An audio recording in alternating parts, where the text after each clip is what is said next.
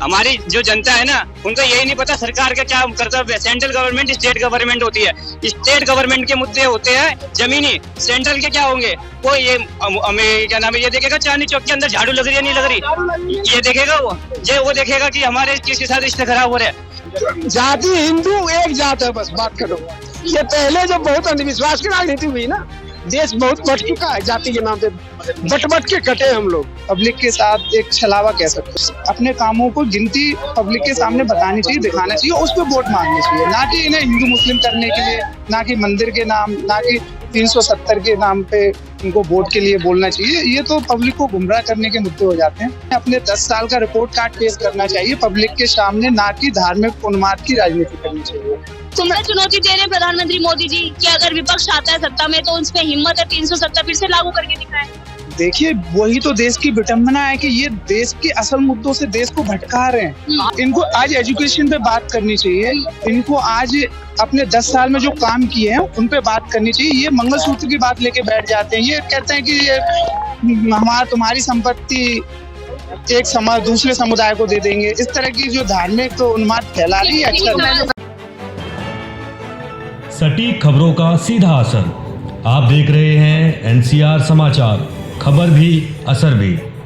नमस्कार, मैं आपके साथ रितेशा मंगवाना और आप देख रहे हैं एनसीआर समाचार। तीसरे चरण की तैयारियां जोरों शोरों से लग रही है, पर देखना यही होगा कि इस बार लोकसभा चुनाव में कौन प्रधानमंत्री बनेगा। भाजपा अपनी तरफ से कह रही है कि इस बार 400 पार, तो विपक्ष भी इस बार जीतने के लिए पूरी तरीके से तैयार है। और सीधे यहाँ पर चांदनी चौक मार्केट में मौजूद है, जनता से जानेंगे इस बार जनता तीसरे चरण के लिए क्या सोचे। भैया क्या सोचे तीसरे चरण के लिए? देखिए, तीसरे चरण हो या चौथा हो, दूसरा हो, जो भी चरण हो, सबके मुद्दे सेम और एक जैसे हैं, इक्वल हैं कि अनएम्प्लॉयमेंट है, उस पर विचार विमर्श होना चाहिए, उस पर काम होना चाहिए। जिस तरीके से देश के अंदर बेरोजगारी बढ़ी हुई है, उसके ऊपर समीक्षा होनी चाहिए, उस पर काम होने चाहिए। जिस तरीके से देश के अंदर एजुकेशन को कैसे डेवलप किया जाना है, एजुकेशन मेन मुद्दा होना चाहिए। एजुकेशन को कैसे बढ़ाया जाए, कैसे हर घर एजुकेशन को पहुंचाया जाए, इन विषयों को तो 10 साल में एजुकेशन पे, शिक्षा व्यवस्था पे ध्यान नहीं दिया गया है क्या? देखिए, शिक्षा, किसी भी देश का शिक्षा एजुकेशन एक मजबूत पिलर होता है देश को प्रोग्रेस और डेवलप करने के लिए। पर हम देख रहे हैं मौजूदा सरकार जिस तरीके से धार्मिक तुष्टीकरण की राजनीति कर रही है। देखा होगा आपने, अभी स्टेटमेंट आए थे, कोई मंगलसूत्र करती है तुष्टीकरण के। भाजपा का भी स्टेटमेंट, मोदी जी का भी स्टेटमेंट था कि वो मंगलसूत्र पे बोल रहे थे। आज उन्हें अपने 10 साल का रिपोर्ट कार्ड पेश करना चाहिए पब्लिक के सामने, ना कि धार्मिक उन्माद की राजनीति करनी चाहिए। उन्हें ये बताना चाहिए कि हमने 10 साल में आपके लिए ये काम किया, आपका हमने ये, अपने कामों को गिनती पब्लिक के सामने बतानी चाहिए, दिखाना चाहिए, उस पर वोट मांगनी चाहिए, ना कि इन्हें हिंदू मुस्लिम करने के लिए, ना कि मंदिर के नाम, ना कि 370 के नाम पे इनको वोट के लिए बोलना चाहिए। ये तो पब्लिक को गुमराह करने के मुद्दे हो जाते हैं। पब्लिक के साथ एक छलावा कह सकते हो कि छलावा। जो काम किए वो तो गिनाएंगे ही ना, कि जनता को भी इसका इंतजार था। बिल्कुल बिल्कुल, वही तो मैं चुनौती दे रहे प्रधानमंत्री मोदी जी कि अगर विपक्ष आता है सत्ता में तो उसमें हिम्मत है 370 फिर से लागू करके दिखाए। देखिए, वही तो देश की विडंबना है कि ये देश के असल मुद्दों से देश को भटका रहे हैं। इनको आज एजुकेशन पे बात करनी चाहिए, इनको आज अपने 10 साल में जो काम किए हैं उन पे बात करनी चाहिए। ये मंगलसूत्र की बात लेके बैठ जाते हैं, ये कहते हैं कि ये तुम्हारी संपत्ति एक समाज दूसरे समुदाय को दे देंगे। इस तरह की जो धार्मिक तो उन्माद फैला रही है। अच्छा, सवाल सुनिए मेरा। प्रधानमंत्री मोदी जी बेटी बचाओ बेटी पढ़ाओ का नारा देते देते महिलाओं के मंगलसूत्र तक चले गए। तो सामने से मैन्युफेस्टो आया था ना, सामने से क्या कहा है, क्या कहते हैं उस मैन्युफेस्टो में, क्या है कि 55% आपकी प्रॉपर्टी दूसरे दी जाएगी। भाई, जिंदगी भर हम कमाएंगे और हमारी प्रॉपर्टी तुम दूसरे कैसे दे दोगे भाई?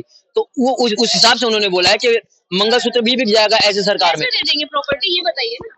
तो उनका अच्छा ठीक है, दिया नहीं है, लेकिन उनके मैन्युफेस्टो में है ना, अगर वो जीतेंगे तो दे देंगे। आपकी प्रॉपर्टी कोई भी सरकार आएगी। क्यों बोल रहे हैं फिर? बोल क्यों रहे हैं? कौन बोल रहा है? कांग्रेस वाले बोले थे ना ये बात कि 55% दे देंगे। तो जब बोल रहे हो तो कर भी दोगे तुम्हारी सरकार आने के बाद। अब बात कर रहे हैं भैया की विडंबना हो रही है, काम नहीं हुआ है। कहाँ काम नहीं हुआ है? ऐसा है, सरकार को गिनाने की जरूरत नहीं है, पब्लिक खुद गिना देगी क्या काम किया है। शौचालय, उज्ज्वला योजना, क्या कहते हैं, सड़कें, और 1.5 लाख किलोमीटर हाईवे बन गया है, 370 हट गया जो कांग्रेस में वहाँ पे कश्मीरी पंडितों के साथ में जो हुआ है ना, सबको पता है। तो ये सारी काम जो हुआ है वो कम हुआ है क्या? 70 साल में क्या कहते हैं कांग्रेस वाले करवा देते, फिर उसके नाम पे वोट ले लेते। सवाल का जवाब आपने सीधा जवाब नहीं दिया। मेरा कहने का ये था सवाल कि बेटी बचाओ बेटी पढ़ाओ के नारे से लेकर मोदी जी प्रधानमंत्री वो सीधा महिलाओं के गले तक, यानी मंगलसूत्र बात कर रहे हैं तो सही तो बात कर रहे हैं ना। जब सामने से एक आदमी कह रहा है कि आपके सही तो बात कर रहे हैं ना, सामने से अगर कोई कह रहा है कि आपके 55% की जो प्रॉपर्टी दूसरों को दे देंगे तो बाकी कहते हैं 45% क्या करेंगे हम? हमारी कमाई आप दूसरे को कैसे दे सकते हो मरने के बाद? तो इसलिए इस बेस पे उन्होंने कहा है, ना कि गलत कुछ कहा है। आप गलत पूछ रहे हैं कि इनको समझ नहीं आएगा। हाँ। इनके जुमले सिर्फ ऐसे समझो जैसे प्रधानमंत्री मोदी जी कहते हैं हमारे कि सबका साथ सबका विकास, और इनको सबका साथ खाली माइक पे और मंच पे खड़े होकर बोलना तो अच्छा लगता है, पर ये धरातल पे नहीं आते, धरातल पे कहीं उतरते नहीं दिखते। तो सबका साथ सबका विकास की बात करते हैं तो ये जातिगत जनगणना से क्यों डरते हैं? जातिगत जनगणना देश में ये भाई कह रहे हैं कि जातिगत जनगणना देश को बांट रही है। किस एंगल से बांट रही है भाई? जातिगत जनगणना आपके आर्थिक सामाजिक और सांस्कृतिक पहलुओं जनगणना से क्यों भाग पड़े? ऐसा है, देश के कुछ एजेंडे चल रहे हैं देश में जो चाहता है कि हम लोग जातियों में बटे, इसलिए जाति जनगणना पे जोर देना और सबका साथ सबका विकास। और कुछ नहीं, वो हमारा समाज कहीं न तो आरक्षण खत्म होने जा रहा है न कुछ खत्म हो जा रहा है। नहीं, जाति पे नहीं, जाति जनगणना क्यों होगा? जाति हिंदू एक जात है, बस बात करो। ये पहले जो बहुत अंधविश्वास की राजनीति हुई ना, देश बहुत बट चुका है जाति के नाम पे, बट के कटे हम लोग। और मंगलसूत्र कैसे छीना जाएगा? क्यों कहा मोदी जी? अभी एनआरसी के मुद्दे पर जब कांग्रेस ने दिल्ली में दंगा करवाया था, उसमें कितने माँ बहनों के मंगलसूत्र छीना गया एनआरसी सीए के मुद्दे पे। तो यही है, कांग्रेस आएगा दंगा फसाद करेगा, चाहे हिंदू का बहु बेटियों का मंगलसूत्र खत्म हो, चाहे मुस्लिम बहनों की मांग उधरे। मोदी ने सबके लिए कहा कि ये सत्ता में आएगा देश में दंगा होगा, हिंदू मुस्लिम का लड़ाई करवाएगा, उसमें सबके मंगलसूत्र ये लोग बर्बाद करेंगे। ठीक तो कहा? ये सत्ता नहीं बोलते हैं। मणिपुर में जो महिलाओं के साथ हुआ, उनके मंगलसूत्र का क्या? कार्रवाई नहीं हो रही है। ये मणिपुर का जो आप बात उछालते हो, जब जवाब बंगाल में भी बोलिए। और सुनिए और जब पार्लियामेंट में ये है, आपको आज की बता दूं, ये पुलिस जो घूम रही है ना, आज एक मुस्लिम युवक ने कल ही चक्कू मार के व्यापारी पे घर हमला किया, इसलिए आज ये पुलिस घूम रही है। आज मैं एसोसिएशन में काम करता हूँ, दिल्ली हिंदुस्तानी मर्केंटाइल एसोसिएशन। ये पुलिस क्यों घूम रही है? आज 6 बजे सभी व्यापारी कटरा नील के अंदर इकट्ठे हो रहे हैं, मैं भी वहीं से आ रहा हूँ। आपको पता है चांदनी चौक के अंदर ये घटना हुई है, ये सिर्फ पेमेंट लेट हुई थी हिंदू व्यापारी की तरफ से मुस्लिम व्यापारी को। अच्छा। अब इसी बात पे कैची मार दी गई, अभी वो हॉस्पिटल में। अभी ये भाई साहब बोल रहे थे कहाँ गए, मुझे नहीं पता कहाँ गए। अब इनका टेक पूछिए। यहाँ सारे व्यापारी डरे हुए कटरा नील के अंदर, बहुसंख्यक होने के बाद भी डरे हुए, वो दुकानें बंद कर ली उन्होंने। अब बताइए इस पे क्या टेक? पुलिस इसलिए घूम रही है। अभी किस चीज की रुकी हुई थी? पेमेंट होती है, जो माल भेजा है ना उन्होंने, सूट के व्यापारी थे तो पेमेंट लेट हो गई और इस पे ये हो गया। ये चांदनी चौक की घटना है, तभी तो पुलिस घूम रही है। कटरा नील, मैं आपको बता दूं सर, हम आपस में झगड़ते नहीं, क्या ये उनका पर्सनल मैटर है, उनका झगड़ा हुआ, उनको कोर्ट बना है, कानून बना है। ये लेफ्ट और राइट का मतलब ही नहीं। आप बताइए, हम सुन ही रहे थे, आप सारी बातें सुन रहे हैं। इसके कहने पे मैंने बोला सारी बात आपके, आप हिंदू अभी वो बोल रहा था ना, वो आगे उसने बोला। मुस्लिम वाला टॉपिक खत्म करते, बात मुद्दों की करते हैं। मुद्दे क्या रहने वाले 24 चुनाव? देखो मुद्दे तो मैं इनको तो मैं रोज सुनता हूँ, इसलिए मैं इनसे बात नहीं करूंगा। मुद्दे मैं बताऊं, मुद्दे मोदी जी खुद हैंडल कर रहे हैं। बोले ट्रेन बना दी, ठीक है। पहले कह रहे थे कि सेमीकंडक्टर, अब कैम्ब्रिज वाला बोलता है कि हम सोना बनाएंगे, चाय वाला क्या बोलता है हम सेमीकंडक्टर यूनिट लगाएंगे।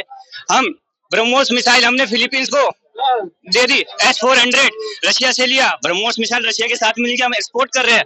अपाचे हेलीकॉप्टर लिया है, चीनूक हेलीकॉप्टर लिया है, और प्रचंड मेड इन इंडिया। जमीनी मुद्दे क्या है? जमीने, अरे सुनिए मैं आपको बताता हूँ, हमारी जो जनता है ना, उनको यही नहीं पता सरकार का क्या कर्तव्य है। सेंट्रल गवर्नमेंट स्टेट गवर्नमेंट होती है, स्टेट गवर्नमेंट के मुद्दे होते हैं जमीनी, सेंट्रल के क्या होंगे? वो ये क्या नाम है, ये देखेगा चांदनी चौक के अंदर झाड़ू लग रही है नहीं लग रही, ये देखेगा वो देखेगा कि हमारे किसके साथ रिश्ते खराब हो रहे हैं।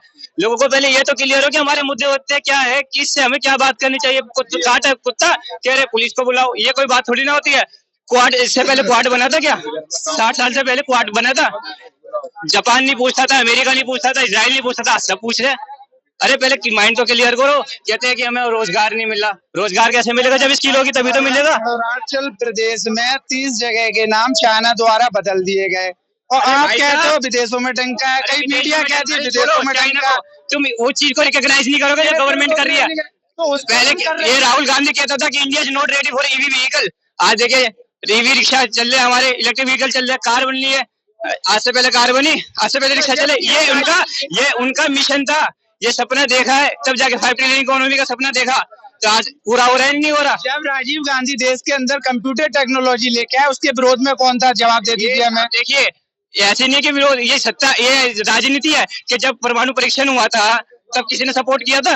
अकेले खड़े हो गए थे अटल बिहारी वाजपेयी। ये जनता होती है क्या? अटल बिहारी वाजपेयी ने सपोर्ट नहीं किया था? हर चीज पे सपोर्ट किया, लेकिन ये हर चीज पे उनको अपोजिट करते हैं। ऐसे नहीं होता, ये हमारी जनता है। सिर्फ लोग कहते हैं जी भाई आज हमारी देश की जनता क्या हालत बता रहा हूँ, वो अभी भी इस पे रुके हुए।